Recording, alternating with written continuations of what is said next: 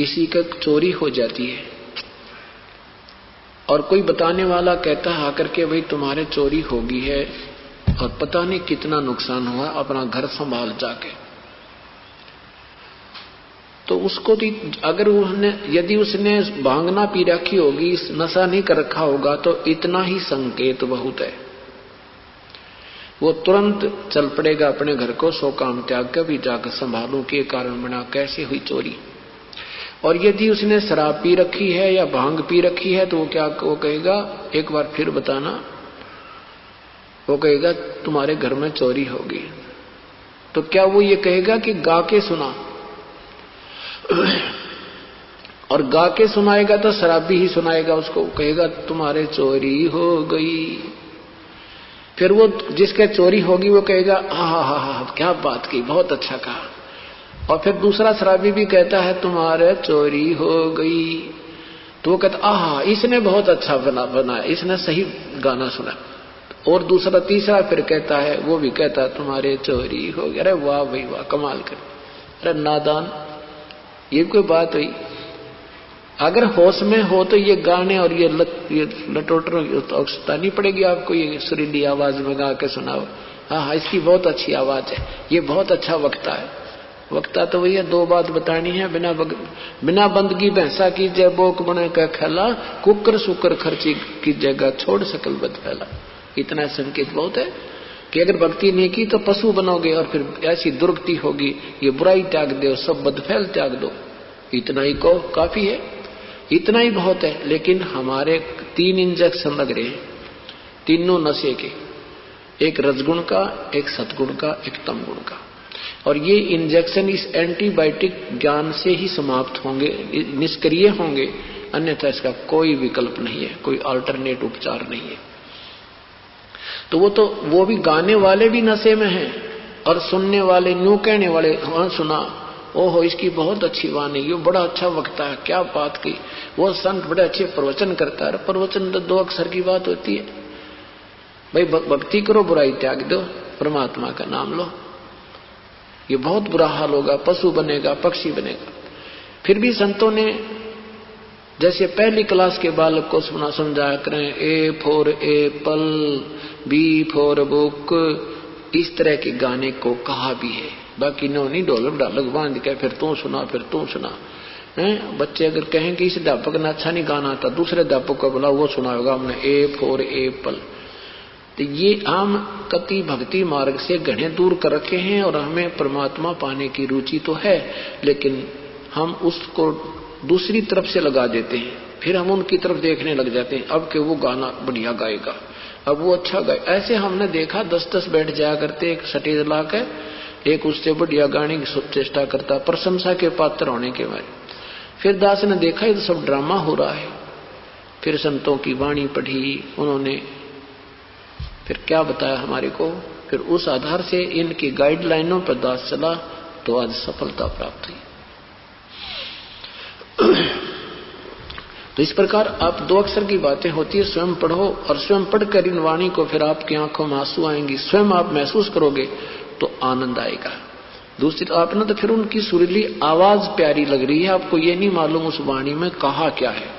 आपको तो उनका वो अलगोजा अच्छा लग रहा है, वो हारमोनियम जो उसने गाने की बड़ी जिसकी सुरीली आवाज, आपको केवल वो पसंद है, ये नहीं पसंद आपको ये ज्ञान इसमें कहा क्या है। थोड़ा मंदा कर भाई, थोड़ा मंदा कर, संभाल कर रख। तो ऐसे अब हमने अपने वास्तविक ज्ञान को समझना है और वास्तविकता से परिचित होना है। पहले क्या होती थी कि भाई उस डेरे में ना, एक गांव में डेरा, संत रहते हैं, संत आते हैं, वहां गांव वाले सेवा करते हैं। ये संत ने बनाए जाकर भाई संत की सेवा करे तुम्हारा तुम्हें बेड़ा पार हो जाएगा, नहीं। ये तो हमने जैसे संत कर रहा है ऐसे करना पड़ेगा, जैसे गुरुजी कर रहे हैं ऐसे हमने करनी पड़ेगी, तब हम पार होंगे। तो ये ड्रामाबाज जितने संत हैं ये क्या कहा करते, अब सेवक तो सेवा से पार हो जाता है, संत की सेवा करता रहे। तो एक गांव में ऐसे ही सेवा करा करते, क्योंकि जैसा ज्ञान दिया गया उसी पर भोली आत्मा दृढ़ हो जाती है। तो समझदार वो गांव के लोगों ने क्या देखा कि जो संत ज्यादा भक्ति करता है ना रात को, उसकी सेवा करने से घना लाभ होता है। ठीक है, कोई भक्ति कर रहा है विधिवत, उसकी सेवा करोगे आप तो थोड़ा बहुत राहत मिल सकती है, लेकिन आप कल्याण नहीं हो सकता। जैसे किसान है और किसान ने अपनी खेती बो रखी है और वो खेती काट रहा है, एक उसका मजदूर है, वो उसके निकालने के बाद वो कूड़ा कुरकट रह जाती है, उसने कूटे, उसमें से दाने निकालो, वो कितना गुजारा होगा उसका। तो संत कहते हैं आप सेठ बनो। तो क्या होता है, तो उन ड्रामेबाजों ने देखा, वो रात्रि के में सत्संग यानी वो भजन करते हैं, तो श्रद्धालु लोग न्यू देखा करते। उन्होंने एक ऐसा अपना दृष्टिकोण बनाया संतों भक्तों ने, भाई जो शीघ्र रात में सुबह जल्दी उठता है ना संत, और जो पहले नहाता है स्नान करता है, तो वो सही भक्त है, वो ज्यादा भक्ति करता है, उसकी सेवा करने से हमें ज्यादा लाभ मिलेगा। तो क्या देखा एक कि जो पहले उठता था स्नान करके अपना कोई कपड़ा उपड़ा जो नहा के धो के सुखा देता था, उसकी पहचान कर देते थे कि जी किसका कपड़ा है, बता देते थे फलाने संत का है, वो उस कमरे में बैठा है। तो सभी उसके पीछे उसी की सेवा में लग जाया करते, भाई वो वक्त से उठता है और भजन करता है, इससे ज्यादा लाभ है। तो एक पाखंडी सा और संत आ गया उससे के साथ, उसने देखा भाई सारे इसकी सेवा कैसे करते हैं, ये तो बेवकूफ को इतनी भक्ति भी ना करता दिखता, हम भक्ति भी करते हैं, हमने ये पूछते हैं कोई नहीं। तो उसने देखा कि यूं वक्त से उठता है और कब सुबह नहा लेता, वक्त से नहा के यूं फिर सो जाता है, और ये नहीं सोचे यूं भजन करता होगा, इसका कपड़ा टंगा दिखा है तो ये इसकी, इसलिए ये इसकी सेवा करते हैं। तो उसने क्या किया, इसी सर्दी में वक्त से नहा तो जाता नहीं भाई, उसने ये सोचा कि नहाता मैं सकता नहीं इतना वक्त उठ कर सर्दियों के दिन, वो क्या करे, एक कपड़ा पानी में धो के अपना लंगोट और सुखा दे और आप सो जाओ, फिर उससे भी पहले टांग दे सुखा दे। तो उन्होंने देखा भाई श्रद्धालुओं ने, हाँ भाई ये साधु वक्त उठता है, तो वो सारे उसने छोड़ कर उसकी सेवा करने लगे। तो वो कहने लगा ना काटा ना तेरा रोग है, हाँ अब तो मतलब मैंने पता लग गया कैसी कहानी है सारी। तो हम ऐसे मूर्ख बना रखे इन्होंने, अब हमने स्वयं सावधान होना पड़ेगा और परमात्मा पाने की विधिवत जो है ना मेहनत करनी पड़ेगी, प्रयत्न करना पड़ेगा। अब कौन है वो परमात्मा, कैसा है वो प्रभु। एक समय की बात है, एक शेख फरीद नाम के एक महापुरुष, मुसलमान, पवित्र मुसलमान धर्म में उनका जन्म था। अब जिन्होंने परमात्मा चाहिए वो उसको आभास होता है, वो चलता रहता है, वो कि संतों से भी मिलता है और अपनी परंपरागत पूजाएं भी करता रहता है।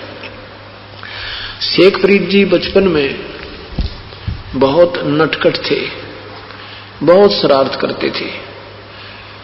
उनकी माताजी बहुत दुखी हो जाती थी, रोज उलाने आया करते थे, 2 मिनट भी घर में नहीं टिका करता। तो उसकी मां ने सोचा इसको कैसे इसको टिकाऊं, भी कैसे यो बाज आवा शरारत करते हैं। तो उसने कहा बेटा तू भगवान भजा कर, अल्लाह को याद किया कर, नमाज कर बेटा, जा तुझे नमाज करना सिखाती हूं। तो श्री शेख फरीद जी ने कहा कि मुझे क्या मिलेगा मां, क्या देगा अल्लाह मुझे। अब शेख फरीद जी को ये खजूर बहुत अच्छे लगते थे, रुचिकर उसका फेवरेट फ्रूट था। तो मां ने कहा बेटा तुझे अल्लाह खजूर देगा। कितने देगा, खूब कितने खाना। तो सच, कहां सच, कैसे देगा बता मुझे, कैसे करते हैं नमाज। मां ने एक कपड़ा बिछा दिया और कहा कि तुम यूं कह जाई, जैसे कहते रहना हे अल्लाह मुझे खजूर दे, हे बोलिए ना, ऊंची आवाज ना करना, मन मन में करिए, हे अल्लाह मुझे खजूर दे, और मैं जब तक नहीं कहूं इतना आंख मत खोलिए। अब ठीक है माता जी। अब मां ने जब काम करना हो ना, अभी शरारत करेगा तो काम करना हो तब कह दे जा भाई, उसको कपड़ा बिछा दे और उसको कह दे तू ऐसे कहता रहे, मैं जब तक कहूं नहीं आंखें नहीं खोलनी तूने। अच्छा माता जी, नहीं तो अल्लाह खजूर नहीं देगा तुझे। ठीक है माता जी।